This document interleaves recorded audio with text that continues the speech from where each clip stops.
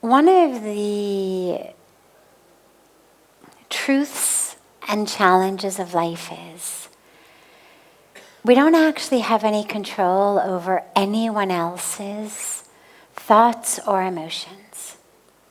And the more that we try to change how other people think or how they feel, the more depressed and frustrated we become. It's like beating our heads against a wall. It doesn't work. You can't do it.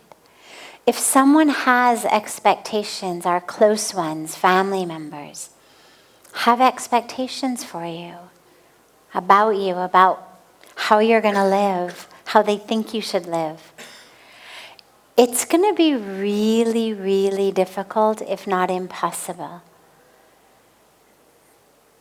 to get them to let those go. They may stop talking to you about them.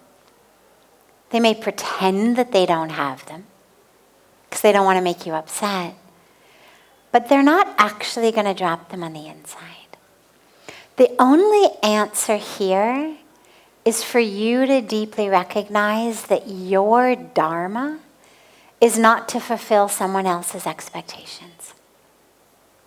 We are not here on planet Earth to fulfill someone else's expectations. So the only solution is to actually recognize, I'm not here for that. Obviously, I want to help people as much as I can. I want to serve as much as I can, bring joy and peace as much as we all can. But not by adapting my Dharma to match their agenda. That is not what is being asked of us. So if someone has an expectation, let's say, that you get these in families a lot with parents, sort of, we've spent so much money on your education, we've done all of this now, like you better go out there. You better work yourself to the bone. You better make a whole bunch of money. You better be really successful. Because that's what we expect. And because, we've done everything for you, therefore, you owe it to us, you owe it to yourself, you owe it to the world. But what if really what you want to do is write poetry instead of do business? What if what you want to do is, teach inner city kindergarten for some NGO or some, local government school where there's barely enough money to, there's enough you're going to feed yourself, you're not going to starve, but you're certainly not going to become rich enough that the neighbors say to your parents, wow, God, what your child has become.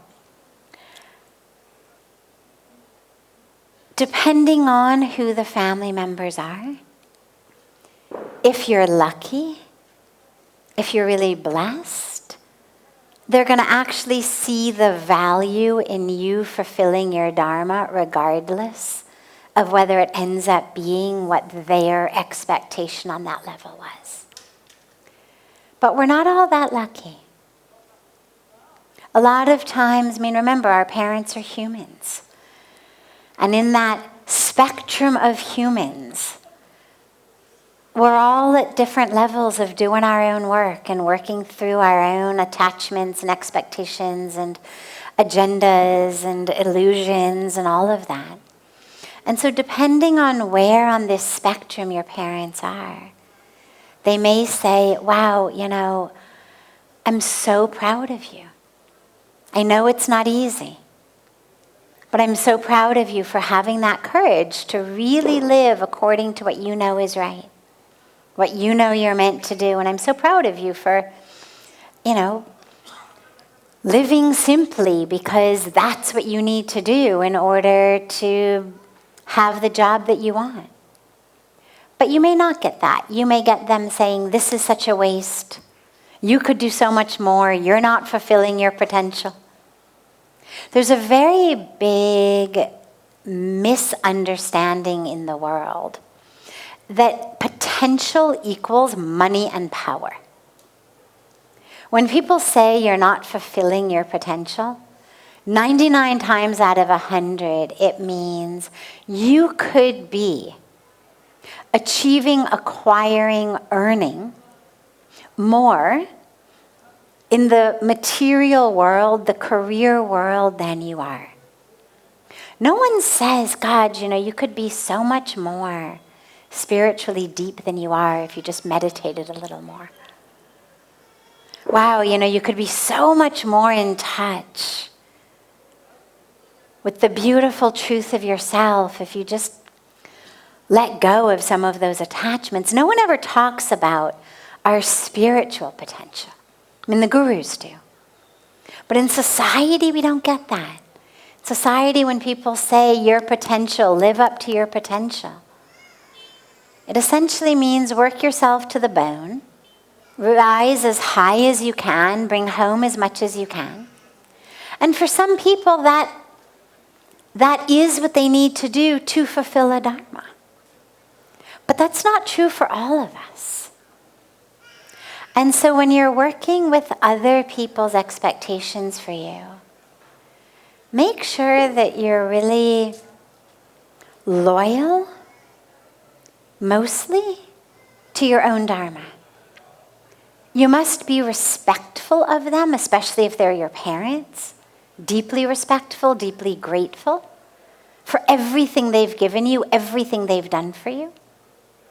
But sadly, just because people are biologically capable of conceiving and popping out children does not necessarily mean that they are spiritually awake and enlightened and wise and therefore qualified to tell you how to make every choice in your life. And so with reverence and care and gratitude, we may sometimes have to just realize, I respect you and love you, but my life is different. If you find that that's the case, that someone has an expectation for you that isn't in alignment with what you feel inside is your truth or your Dharma, then you need to stay true to yourself. And if they are evolved at all, as I was very blessed that my parents were, they will come around, they will understand.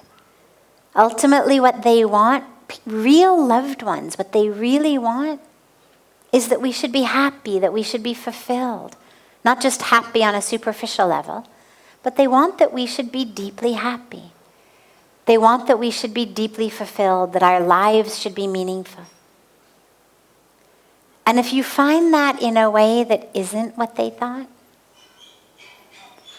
again, if they really love you and if they've got the courage to think outside their box, they will come around, but not everyone is in that situation. And so you've got to really just keep coming back to staying true to your own inner calling and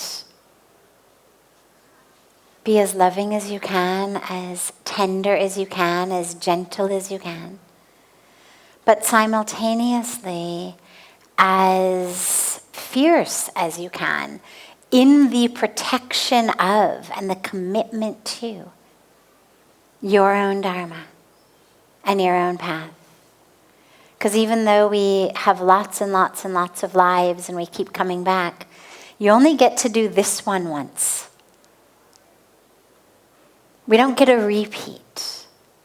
We'll have different karmic lessons in next life, a different situation. But we only get to do this one once. And so do it mindfully, do it consciously, do it courageously. You owe it to yourself. And again, if they're really loved ones, they'll come, they'll support you in whatever it may be. It just may take them a little while.